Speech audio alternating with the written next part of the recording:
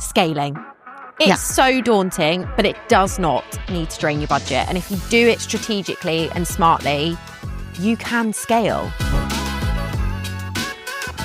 So today, episode 12, I am joined by my wonderful team, and we are going to break down how to scale when budgets are really, really tight. So let's go.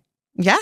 Fair. Where do we start? So I think let's start with, why are budgets more difficult to manage now? Why is marketing even more difficult now? And why are budgets always so key? And I think the best place to start with that is thinking about cost per clicks, thinking about cost per link clicks, cost per acquisition, all of those things. Getting customers in the door is costing more. And there's more eyeballs than ever. There's more people shopping online. And I think it's really, really important that when you're thinking about budgets, you're assigning it to the right places. I think let's start with thinking about content, okay? So there's always this massive myth, if you like, in our industry. It's kind of a myth that content creation needs to be polished. It needs to be done by a professional videographer. It needs to be then gone to edit for like 5 days, come back, and that's what your consumers are going to relate to. And I think when we're talking about scaling budgets and using your income and the budgets that you've got really, really strategically, let's start with content. What does that look like? And Phoebes, I'm going to start with you. In our environment, I guess, at the moment, I don't really think you need the perfectly rounded, polished content to be able to grow yourself online. I think it's more you want your real, raw, behind the scenes content. Obviously, you're going to have your imagery on your website, that all your products, your nice kind of more professional imagery that you can implement onto your social media and use for content. But when it comes down to it, I think the best way to approach it is it can be as easy as, doing it in your house, doing it in your living room, doing it in your kitchen. And you don't need the big professional cameras and setups. Your phone's fine. If you've got a light, great. If you've got a tripod, great. It's kind of one of those things where you don't need it all to be able to get started. And I think that that's quite a common and easy excuse to use.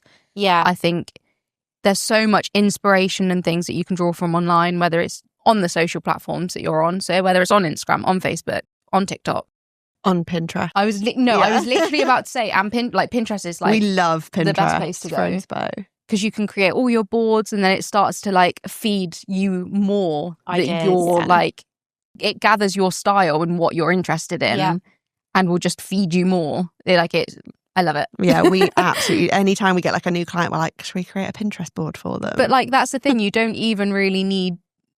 I won't say you don't need the ideas, but there's so much inspiration out there that you can draw from. You don't need to go, I'm not creative, so I can't do it. You don't need to overthink it. I think that's the main thing. It seems really daunting at first, but at the end of the day, the amount that we film and the amount of content that we get, and then there's so many outtakes and outlips that we don't use. You can say, even though we're the professionals, there's so we much still do it wrong.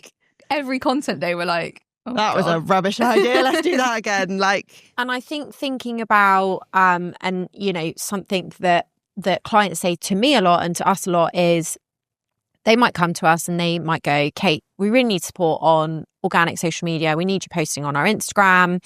We need to get our feed going. And I think what's really important is when you're thinking about marketing, and the more I get into my career, the more I get into the clients that we work with, the brands that we work with, it's around, there is this misconception with marketing where marketing is fluffy. And my brother, right, he is such a good example. He said to me once, he was like, oh yeah, you just do that fluffy thing. And I was like, no, we make rude. sales. And I think there is, and consistently there is, this misconception of marketing and what marketing does. And I think one of my missions for the clients that we work with and us as a business is to change that misconception. Marketing is about generating income. It's about increasing your bottom line. And that's where those tactics become really vital for that. And I think what we see happens a lot, and I only had a conversation about it this week, is where, the business might go through a really difficult time and marketing is the first thing to stop.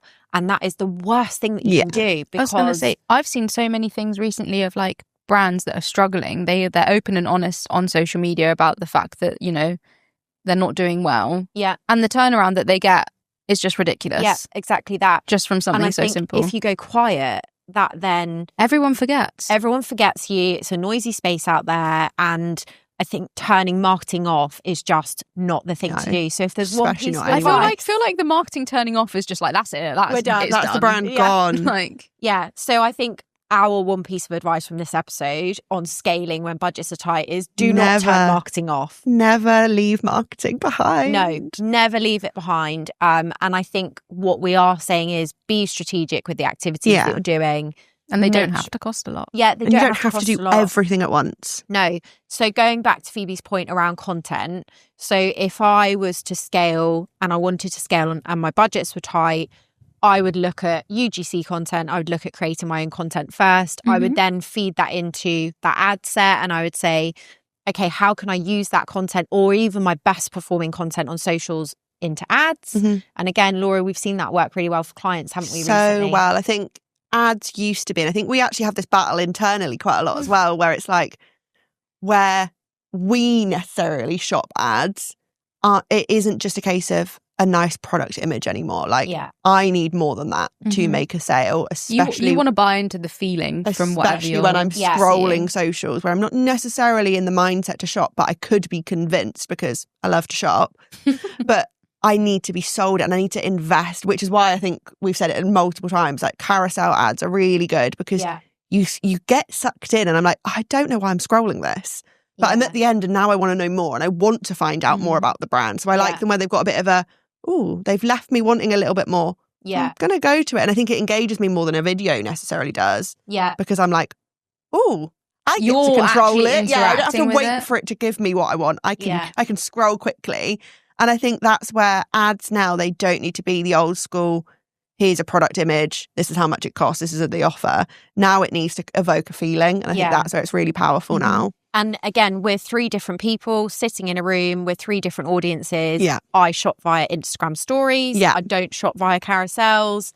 I don't watch videos. Like we all shop totally differently. And it's about capturing your audience at those moments. And again, you said story ads. So powerful. You do need to have that little bit more budget behind them because you are trying to reach a little bit kind of more niche, but they're so good because they do catch you when you are mindlessly flicking through and you're like, ooh, what's this? And also you can accidentally swipe up. Yeah. Like I can accidentally click a link, click the link. Yeah. And then I'm on the website and then, oh no, it's in my basket. Oh no, it's at my door. I think the other thing to mention, and again, we live and breathe this stuff, right? We live and breathe emails, ads, socials, content, everything. We live and breathe it. Literally everything digital. And anytime something new comes out, like we live and breathe that as well. But I think what's really important around sort of that ad perspective is, again, we get clients coming to us with a really sort of tainted view of ads. Yeah. And it's normally, well, we did ads and they didn't work for us. Or it'll be we boosted that post and it didn't work. Yeah. That's my favourite line to hear. And I'm like, that's not an ad. Yeah, exactly It works for what it says it does, but it's not an ad. Yeah. So I think what's really important is if you do ads, it should never blow the budget. No. It should always be a test, learn, and start optimise. Small. Start small. Exactly that. Never trust someone who says, just put £100 behind that and you've never tried it before. Yeah, Run. Exactly that. Start with the lowest ad spend you can. When it works, scale it up. And that is exactly how ads should work. Yeah. If you blow all the budget at the beginning, then you are going to go, actually, ads really don't work for me. And that's where that sort of misconception comes from. So go back to that content piece, Phoebe. So hacks. Like, I'm a client. I own a food and drink brand. I'm going to create my own content. Give me some hacks. My first thing would just be inspiration's like the major number one. You need to kind of have some sort of rough plan of what you want to create. Yeah. Some sort of rough idea of like what it should be looking like, where you need to be. Like, do you need to go to a certain location to be able to get the content? Can you do it in your house? Yeah. You need to look at kind of the actual functionality of where you're going and what you're doing. And then I think once you've got that, literally, as long as you've got, a relatively up-to-date phone that's got a good camera on it, I think really important. No Nokia bricks, I'm afraid. But yeah, it really doesn't have to be that difficult. Like, some of our setups are really simple. If the if you're kind of in quite a dimly lit area, you want to be getting yourself like a light, and you can get lights that attach to your phone. So you don't need a big ring light with a big setup. You can literally get a plug-in or like a USB-C one, can't you, that can just go on top. Tripod, if you want to make quite steady content, that'll be like a must. If you're like me with a wobbly hand. Yeah. That's always just good to have. I've got one to add on. If you've got just like you want to do some like really simple product shots, backgrounds, you can. There's websites where you can just buy like roller backgrounds. If you want a white background, you've got a white background. You can stick it to anything, and you can just change the color. Like we've used them; they're amazing. So I think that's a really good. People always think, "Oh, how do you get that just like perfect studio setup?" And it's like, I was actually in my kitchen and I stuck it to the wall. Like it works really well. That's a really good little tip. I mean, even like if you can, and it's something that you want to show in the factory and inside of the business that you can get, is really great for people to see. Yeah. Those also don't have to be perfect videos because it is just real. Yeah. Like it is, you could literally walk through and be like, this is what happens behind the scenes. Yeah. And it's just a simple, that. It doesn't need to be like a big film production. Film crew. And I think that's where times have definitely changed. And that's where it's fortunate that we can do that because it's what people want to see. And I think as a scaling challenger growing brand, you need to take that and you need to run with it, because you now creating content on a phone is so easy, and content is king, right? I know they used to say copy is queen, but content is actually king. And the more content you can get that resonates with your audience, evokes that feeling, that will really help from a scaling perspective. So thinking about scaling, obviously ads really important. We've talked about content creation. Emails, still the highest ROI in terms of channel. Thinking about scaling, and the only way to scale from an email perspective is database growth. So get your pop-ups. Think about pop-ups. Think about whether that's an email competition. Think about how can you acquire more data. I think if you go to events, can you capture data? Yeah. If you have a peak season or you're in the seasonality period for your brand, how can you get more people to your pop-up? You could use ads to do that as well. Really good tool and tactic for that. I think what we do quite a lot and what we see works really well is using your pop-up incentive on your ads. Because naturally the people are going to go to the website, then they're going to get served the pop-up. Yeah, exactly that. So when you're thinking about scaling, think about your email database, because that is a consistent heart of your business. They are your customers. They are your loyal customers. Maybe not all, but they are the people that are you can constantly talk to them. Yeah. And should become the heart of your marketing mix. And again, I can feel those eye rolls already because I talk about it all the time. But I think highest ROI channel, if you're scaling, focus on that, and focus on how can all of those other channels feed into that. If I do a giveaway, how can social feed into that? If I do ads, how can that also feed into my database?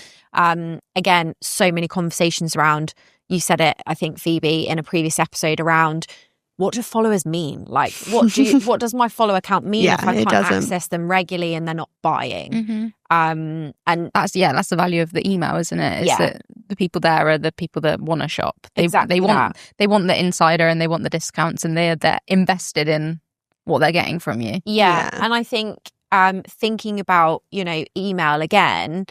And you've obviously gone through that sort of content piece around content hacks. From an email perspective, I think, again, brands can overthink email a little bit, and I think they don't need to be overthought. Be really clear, one button, one action, like strip those emails down. I see emails that have like 25 things to click, and that's just overwhelming, isn't it? I'm not scrolling that far down an email. So I think about what your email is for. Is it a sales campaign? Is it an informational campaign? What is the end goal? Am I trying to get people to buy? Am I trying to get people to my website? Like, what is the difference between the two? If I'm trying to sell, one button. If I'm trying to get people to read something on my website and nurture them a little bit more, then yes, more buttons can absolutely work. I think from a design perspective, obviously, Phoebe, your designs they are epic. It's so fun. I love it.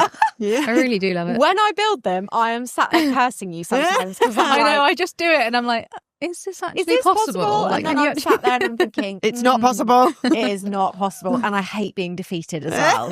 I'd say you smash it pretty well most times. I try, and I sit there and I'm like, I'm not going to be I just don't see it behind the scenes. Yeah, you don't see her crying. No. I think that's a really good point to note as well when you're thinking about scaling and emails, because it's the best performing channel from an ROI perspective, and you're building campaigns. I see clients do this all the time, adding image after image after image. Think about the majority of users that will receive your emails. They will have images turned off. So make sure you've got plain text in there. Make sure that it's not just built out image block by image block by image. I was going to say, because even like that's why when we had like a new Wi-Fi set up, the automatic Wi-Fi settings with the email content wasn't loading properly, and you had to like actually like the irony that you need internet to download the images. And I'm like, come on, like I didn't turn it off, but it just like it was an auto why thing. When you build them, you have to build the text in the body of the email and not just put the images in. So I think when you're thinking about budgets and you're thinking about scaling, the easiest way naturally seems to be, I'm just going to add all these images in, but that's not going to resonate with your audience. They're probably likely 90% not going to see the images. So and I was going to say, surely there's only so many images that you actually have. Like, surely it gets to a point where you're just it's like you've run out of images by this point. Exactly that. So think about how, what your campaigns look like when they're sitting in the inbox. But I think also when you're scaling, and I talk about this a lot, think about who are your best customers. So Laura, when I'm saying best customers, what does that mean? Your little VIPs. Yeah, so who's a so VIP? Your most loyal customers are the ones that are shopping regularly. They're always coming back. They could be leaving quite a lot of reviews. Like, you can track them into different little like subcategories, to be fair. But they are out there and people are loyal to your brand. Yeah. So you could be segmenting. You could be thinking, okay, so my audience is going to be this people who have purchased 5 times are going to go in one pot. This audience who, they might have left one review, but actually I want to bring them back. So think about how you can segment them and think about what pots you can put them in and then go from there with it. But your VIP customers, when you're scaling and budgets are really tight, is really, really key because they are the first place to start. So I think about your email, think about building your campaigns, don't overthink it.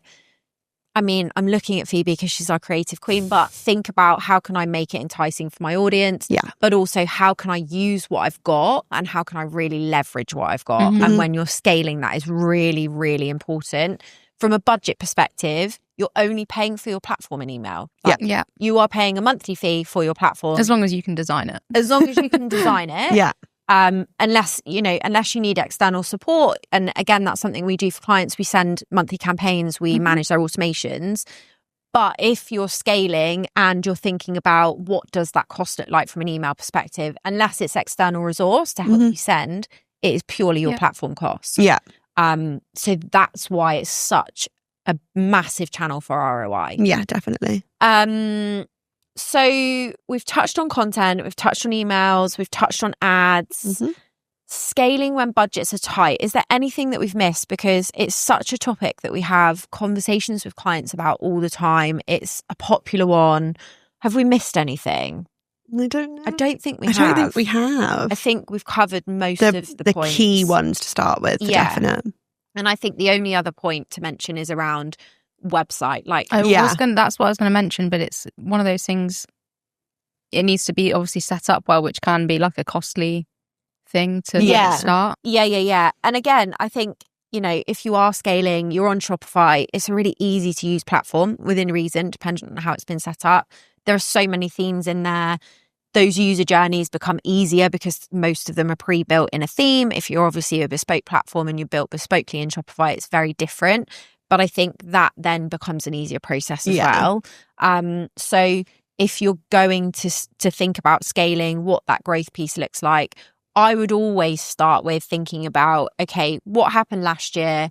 What's going to happen this year? If I want to grow the business by this, let's forecast back.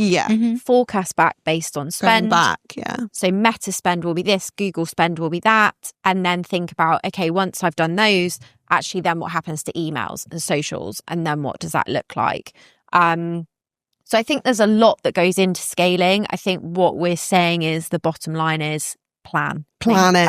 Always plan it. Always make a plan. And in our world, we would call that a strategy. Yeah. I absolutely hate the word strategy. I just prefer a plan, isn't it? I feel like It's just a strategy is plan. just really intense. It's just a buzzword. It is a buzzword. Like, what is a strategy? It's a plan. Yeah. Should we It's a just buzzword. It plan doesn't it? have to be like complicated. Yeah.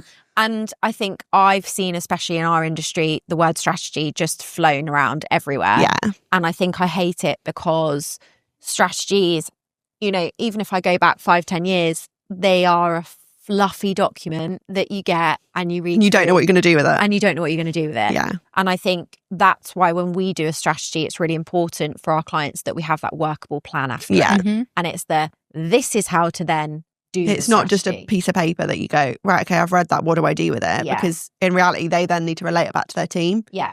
It's right, okay, well, we're going to relate it to you, but you can ask us questions. We can Yeah. work on it together. And also, like, this isn't our strategy, it's yours. Yeah. So you need to own it, not us. Yeah. Like, we'll support you putting it together, but you need to own it. You need to get out of it what Yeah. you can. I think that's where it's really important for us to Yeah. give them what they need. And I think as well, when you're thinking about scaling and you're thinking about your business, so obviously we talk about that online space and we talk about, you know, all of those growth channels that sit in D2C and online. And especially in food and drink, naturally, there is that trade and wholesale side of your business. And when you're thinking about scaling, I think it's really important to say, okay, this is how I'm going to scale D2C and this is how I'm going to scale online.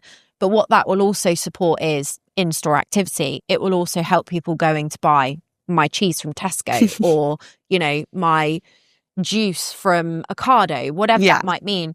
All of those activities need to support every arm of the business, not just that online space. So I think, yes, Laura is absolutely right. Create that plan, but create that like omni-channel plan Yeah. around, I'm not just supporting D2C, I'm supporting the brand Yeah. scale and the brand growth. And that's really, really key.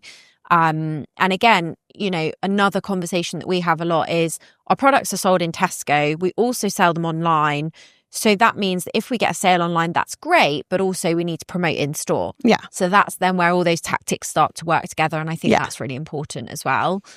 So I think we've covered everything, haven't We've we? smashed it. I think we have absolutely smashed it. Scaling, don't be daunted by it. No, Create it's a not plan. scary. It's Yeah. exciting. It's really exciting. And I don't really think you can do it wrong, because if you do it wrong, it's like, okay, we'll do something else. Gonna Yeah. say that is the Like, joy with just marketing. try again. That is Monitor the the joy. data. Yeah. Mhm. Keep optimizing the data, keep learning from it, work with a fantastic marketing agency like us, obviously. But if you are scaling on a shoestring, budgets are tight, think about all of those things that we've gone through today, make a plan, look at the channels that you're using. Is it using your resource to its best ability? Yeah.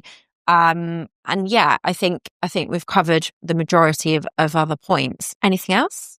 I don't think so. I think I it's don't just think so. it's just time to go and scale your business. Just go Amazing. do it. It's So- rude if you don't really. Yeah. I think left Excuse to me. say subscribe, like. Share, comment, leave any ideas for any future episodes Yeah. of who you'd like to see. I think that's really exciting. Like, obviously, we love doing the guest interviews. So, anyone that you'd like to see next, Yeah. let us know. Or if you're a founder, We let us know. You wanna be on the pod? Come and have this seat. I'll let you. love it. Literally love it. But yeah, thank you so much. I think we've covered some really, really valuable points, and I will see you on the next episode. Bye. Bye.